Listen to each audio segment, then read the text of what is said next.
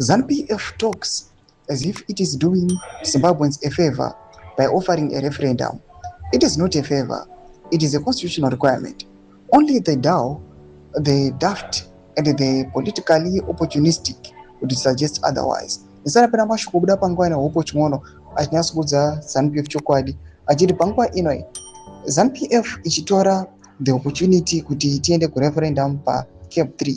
Panguva ino they are doing it as if they are offering a favor kuna vagari munyika yeZimbabwe, but that is the law, no requirement according to the constitution. Zvainoda ndoti subscribe or like on the bell icon.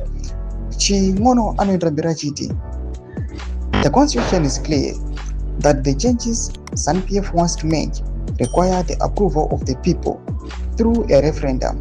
Furthermore, any attempt to extend the benefits of those changes to the incumbent president would require compliance with the constitutional provisions governing such amendments through a referendum. Short of that, any law enacted in violation of the constitution would be open to challenge and could trigger serious political, legal, underhand, and constitutional consequences.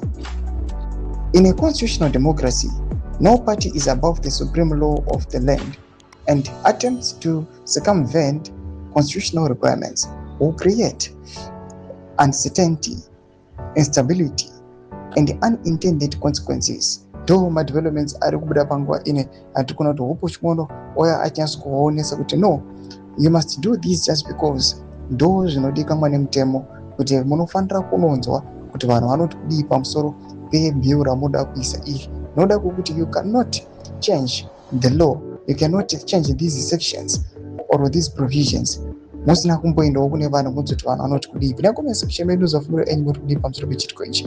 Subscribe or like, watch on the bell icon.